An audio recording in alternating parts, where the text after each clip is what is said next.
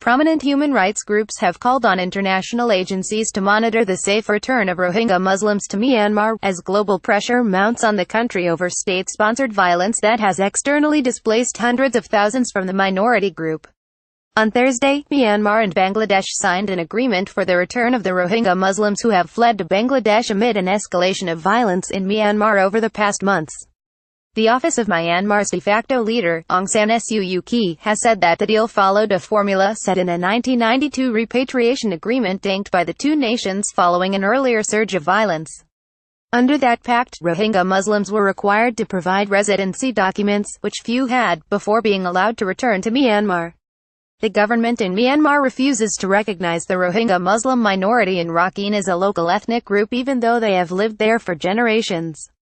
Human Rights Watch HRW said on Friday that there could be no safe return without international monitors ensuring the security of the minority group. A public relations stunt. HRW also cast doubt over Myanmar's intentions to secure the return of the Muslim refugees given the country's heavy-handed crackdown on them. The idea that Myanmar will now welcome them back to their smoldering villages with open arms is laughable, said Bill Frelick, the refugee rights director at Human Rights Watch. Instead of signing on to a public relations stunt, the international community should make it clear that there can be no returns without international monitors to ensure security, an end to the idea of putting returnees in camps, the return of land, and the rebuilding of destroyed homes and villages, Frelick added. This file photo, taken on October 9, 2017, shows Rohingya refugees waiting after crossing the Naf River from Myanmar into Bangladesh, in Wakyang, on October 9, 2017.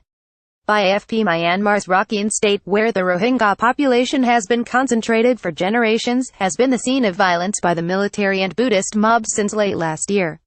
The soldiers and the mobs have been killing, torturing, and raping the Rohingya Muslims there, and have been burning down their villages.